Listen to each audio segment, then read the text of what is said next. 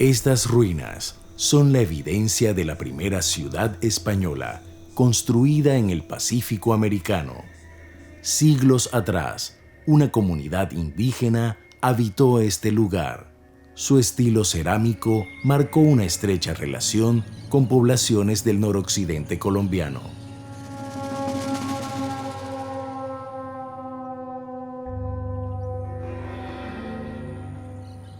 Panamá marcó el inicio de la ruta conquistadora por el sur del continente. En 1540, promovida por el obispo Fray Tomás de Berlanga, se construye esta catedral, con la única pila bautismal en su interior. Miles de nuevos cristianos se iniciarían aquí. El estudio de esta documentación histórica ayuda a entender cómo se desarrollaron las primeras generaciones de contacto. Los testamentos, disposiciones e inventarios que reposan en el Archivo General de Indias sitúan a la Catedral de Panamá como el contexto funerario de mayor relevancia en el Reino de Tierra Firme. Art Empire surge a raíz de la excepcional riqueza documental y la ingente cantidad de documentación conservada aquí, en el Archivo General de Indias, así como la obligación de reconocer y de superar algunas de las limitaciones y silencios de esta misma documentación. Fundamentalmente queremos trabajar en 3 dimensiones, desde la arqueología histórica, la bioarqueología y también la investigación archivística.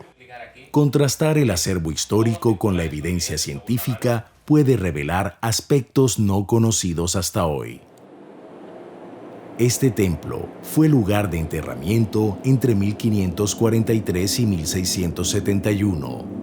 Las excavaciones arqueológicas son el punto de partida. La idea que tenemos es justamente comparar los enterramientos que están dentro de los que están afuera de la catedral, en términos de disposición, de características, porque se asume que la gente que se entierra afuera es de menor capacidad adquisitiva y entonces es bueno tener una muestra mucho más amplia y más diversa de esa población colonial de Panamá Viejo.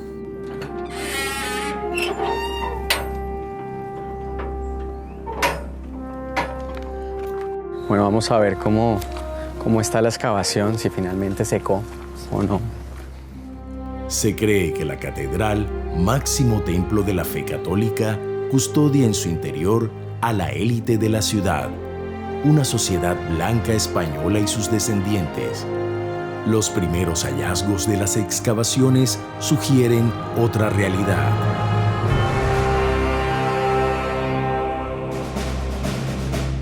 La mayoría de los cuerpos están ubicados con los pies dirigidos hacia el altar de la iglesia. Eso señala que eran feligreses, pero también hemos observado que hay enterramientos que señalan una posición inversa, o sea, con el cráneo hacia el altar de la iglesia. Algo interesante que también apareció asociado a los cuerpos fueron elementos como amuletos, que hace parte de otra serie de creencias mágicas y que nos muestra cuál era la idea que tenían estas personas alrededor del evento de la muerte. La posición de las manos, por supuesto, creemos que está vinculado también al origen social del individuo, a sus creencias también. Para los objetivos del proyecto es importantísimo identificar los orígenes de esta población, porque estamos mirando los procesos de primera globalización y de circulación de personas.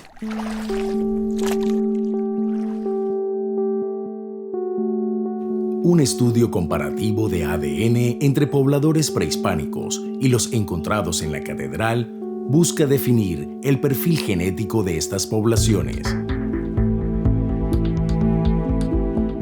Por su parte, el análisis de los isótopos de estroncio permite identificar el origen de los restos óseos.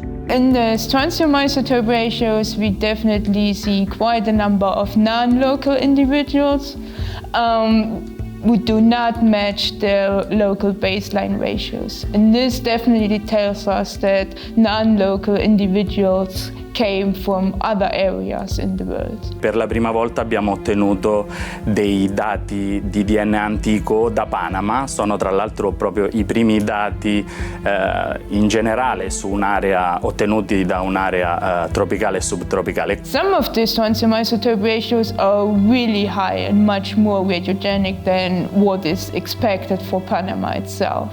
And such high values are very typical in Africa. So the strontium isotope ratios are definitely evidence for non-local individuals coming from Africa to old Panama. We also did oxygen isotope analysis, and oxygen isotope data vary with the climatic situation. And some of the numbers we found are also much higher than what we expect in Panama itself. And this also confirms the strontium isotope evidence for non-local individuals coming from Africa.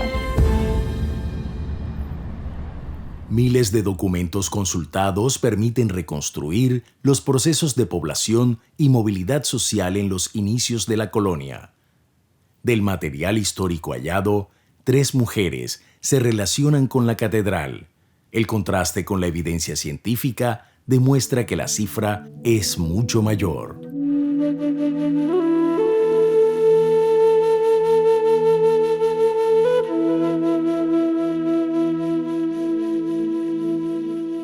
Evidentemente, desde la historia, el protagonismo que ha tenido el hombre ha sido evidente, pero la mujer también fue protagonista en varios de los procesos sociales, culturales, en la vida cotidiana que tenían estas poblaciones. Y lo que vemos en la colección que se excavó en la Catedral de Panamá Viejo nos habla precisamente del papel que jugaron estas mujeres en la sociedad colonial panameña.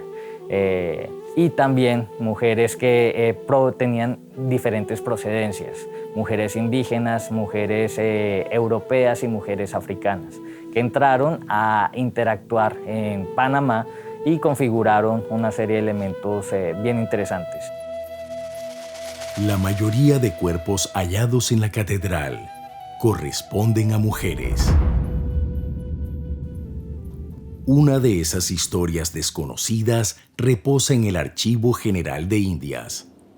El caso contra don Agustín de Riveros, clérigo, presbítero y mayordomo de la fábrica de la Catedral de Panamá, evidencia que María, una de sus esclavas, es quien realmente gobierna su casa, imparte órdenes y administra la venta en los hatos, todo desde el anonimato.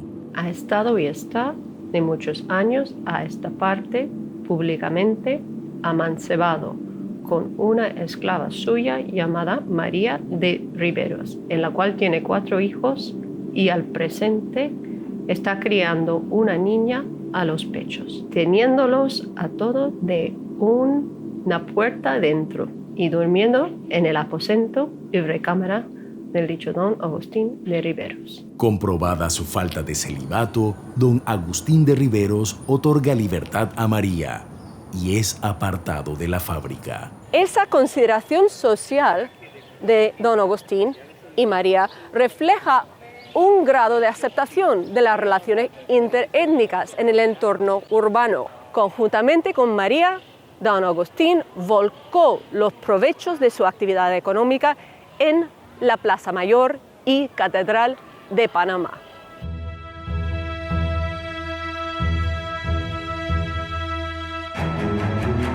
El Archivo General de Lima custodia los 2 testamentos más antiguos relacionados con Panamá. El primero, escrito por el conquistador Juan Díaz Guerrero. Cuando hizo su testamento, en 1541, declara tener 2 hijas naturales mestizas. Así les deja en herencia unas casas principales cerca de la Plaza Mayor y la hacienda de ganado, con el compromiso de que este patrimonio debía ser indivisible y quedar siempre dentro de la familia. Mantener la herencia unida genera un largo pleito entre las hermanas, sus primeros y segundos maridos. Tras la muerte de Inés en 1549, Ana, la segunda hermana, continúa el pleito por la voluntad de su padre. En 1561 aparece un nuevo documento de Ana Díaz Guerrero. En este momento, Ana Díaz ya no se hace llamar Ana Díaz Guerrero, sino que firma como Ana Guerrera y declara que su marido, Francisco Torres, lleva 6 o 7 años loco y furioso y lo declara judicialmente incapaz.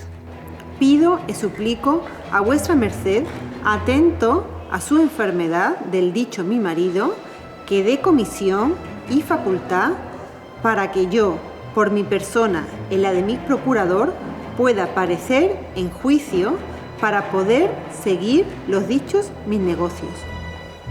Este es un caso fundamental que explica cómo algunas mujeres mestizas descendientes de conquistadores en el siglo XVI consiguieron una cierta posición social gracias a la herencia y al papel que les otorgaron sus padres. Este contexto y este proceso de movilidad social, si bien era muy característico del siglo XVI, desapareció completamente en los siglos siguientes durante la colonia. El deseo de estas mujeres de ser enterradas en la catedral avala una élite diversa en Panamá desde 1543. No existe evidencia arqueológica sobre un lugar de enterramiento hispánico anterior. Sin embargo, una carta escrita en 1522 por el conquistador Pedrarias Dávila a su esposa describe los efectos de un huracán que derribó la iglesia mayor. Esta información era desconocida hasta hoy. Con los datos recopilados, el equipo arqueológico inicia la búsqueda del lugar descrito en la carta, hallándolo a 50 metros al sur de la catedral actual. Esto confirma que la ciudad siempre estuvo en este lugar. Hemos podido excavar el emplazamiento original de la catedral. Este es un dato novedoso porque no se sabía dónde había estado ubicado ese primer emplazamiento. Estaba en el sur de la Plaza Mayor. Allí sabemos que entre 1519 y 1541 estuvieron enterrando gente. Y efectivamente, por las estructuras funerarias que se lograron identificar, parece que corresponde al primer emplazamiento que tuvo el templo en Panamá Viejo.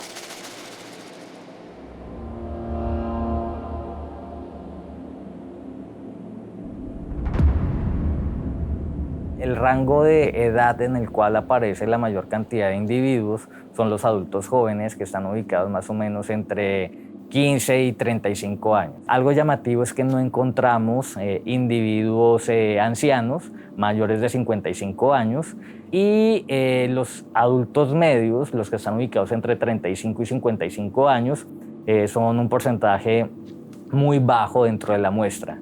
Lo que también nos sale la esperanza de vida que había en Panamá Viejo, que no era muy alta, obviamente por los procesos de choque y de adaptación que genera un nuevo ecosistema, en el caso de los europeos y africanos, eso incide en las condiciones de salud y empiezan a fallecer esos individuos. Al mismo tiempo, los indígenas también son afectados por un choque epidemiológico con las nuevas enfermedades importadas, y también hay un considerable descenso demográfico por parte de las poblaciones indígenas. Las dinámicas llevaron a que se tuviera que traer mano de obra indígena de otros lugares del continente, de las Antillas, después del actual territorio nicaragüense, para que apoyaran, digamos, las actividades diarias de Panamá Viejo.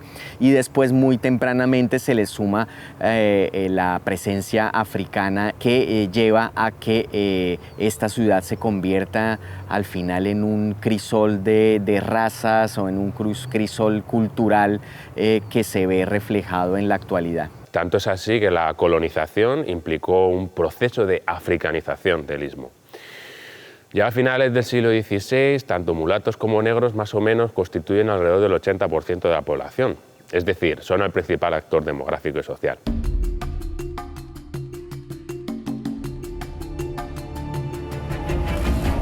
Para las poblaciones coloniales era muy importante reproducir sus estilos de vida europeos en América.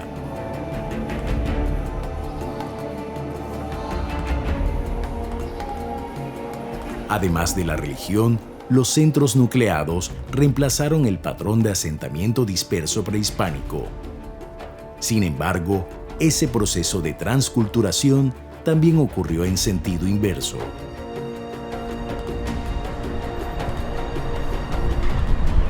El análisis de los restos microscópicos de almidón y otras partículas extraídas del cálculo dental de los cuerpos permite identificar el tipo de plantas que consumieron. Este estudio paleobotánico arroja evidencia científica sobre la dieta de estos grupos. Lo primero, hemos encontrado un grupo de plantas nativas amerindias que fueron domesticadas en el continente muchísimos milenios atrás, antes de la época del contacto. Hemos encontrado maíz, hemos encontrado mandioca o yuca, hemos encontrado malanga, hemos encontrado achira. And then there are also some individuals in which we see significant changes between childhood diet and then diet in the adulthood. And this may be evidence that people had to adapt to new dietary strategies when they actually arrived at Panama la Vieja. Aquí no se producen los mismos alimentos que se producen en Europa y entonces tuvieron que incorporar a su dieta, que era bastante desabrida, un conjunto muy variado de vegetales. Esto está en las crónicas, estaba ya registrado. Pero ¿qué estamos haciendo desde la arqueología? Estamos poniendo casi la foto, la evidencia. La gente piensa que una salsa boloñesa deliciosa italiana tiene un ingrediente que es fundamental, que es el tomate americano. Nadie podría entender unas patatas bravas sin la papa americana, o el chocolate suizo no sería tan famoso si no hubiera llegado el chocolate de aquí de América. Ese impacto que redunda en lo económico, en lo político y lo social, lo generó América hacia Europa. Eso es lo que nosotros entendemos como primera gran globalización. Más allá de la carrera de Indias, el circuito de navegación por el Pacífico conectó a Panamá con los distintos puertos regionales. Desde aquí circuló una gran cantidad de productos como madera, mangle, esclavos, arroz y mulas. Nicaragua exportaba brea y madera. Desde Paita, la harina, mientras en Guayaquil se construían todos los barcos de la ruta, la cual seguía con el puerto de Realejo en Nicaragua, luego al Callao y continuaba al sur hacia el puerto de Arica y Chile. Como decían muchos contemporáneos, Panamá era la garganta del Perú, es decir, casi toda la población europea y africana que entró y se distribuyó por el Virreinato del Perú, y casi todos los productos europeos que también entraron y se distribuyeron por el Virreinato atravesaron en algún momento el Istmo de Panamá, y de ahí su enorme importancia.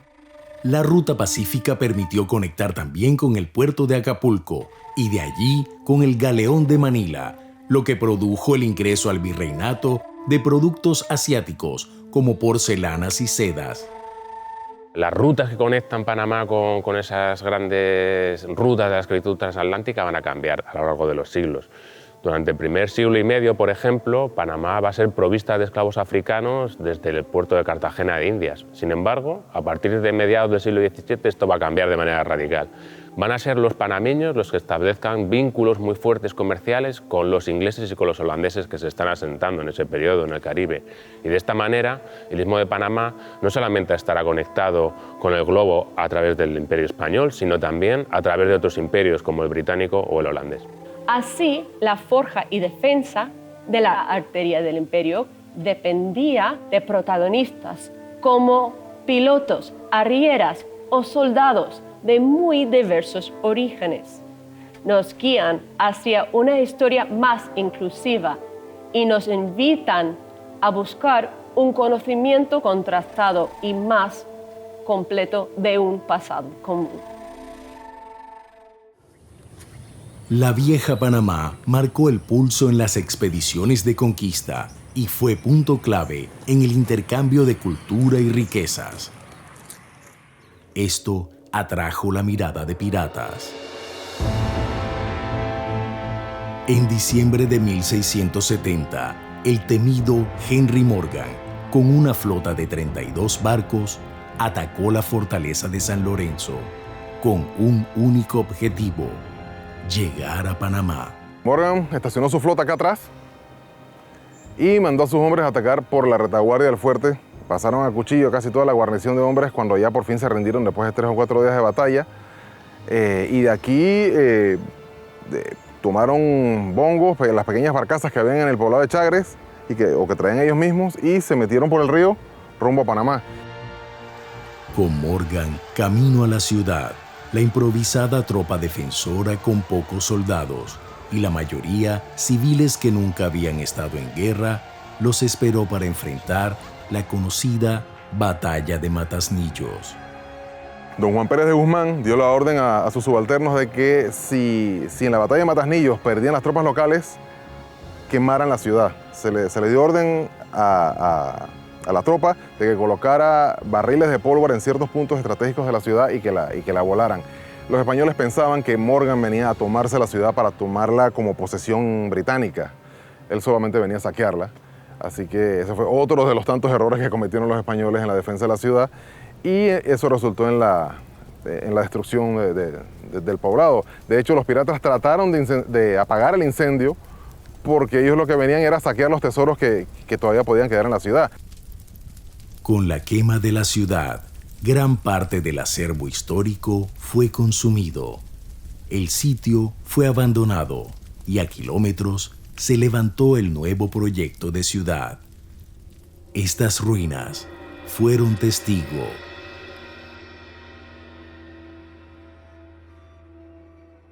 Hay quizás un mito que tenemos y que nos enseñan en la escuela cuando aprendemos sobre historia americana, es que nos dicen que era una sociedad jerarquizada y además diferenciada por el color de la piel, y en donde hay unos espacios en los que solamente están los europeos blancos, los criollos, que son ya los nacidos en América, tienen otra condición, y los mestizos de distinta índole van a moverse en otros lugares y bajo otras normativas.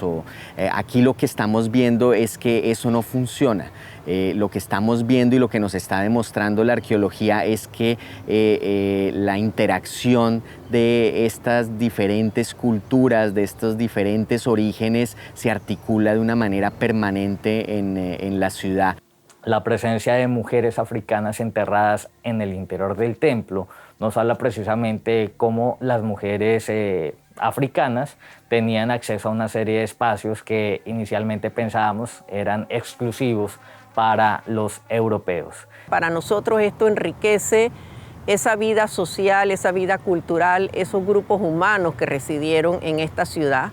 Muy probablemente gran parte de esta población africana no era esclava, era población libre, que participaba en estas actividades, incluyendo las comerciales en la ciudad de Panamá. Así que allí estamos reescribiendo la historia a partir de la cultura material y de los restos óseos humanos, que obviamente intentamos cruzar con la información que nos proporciona la historia.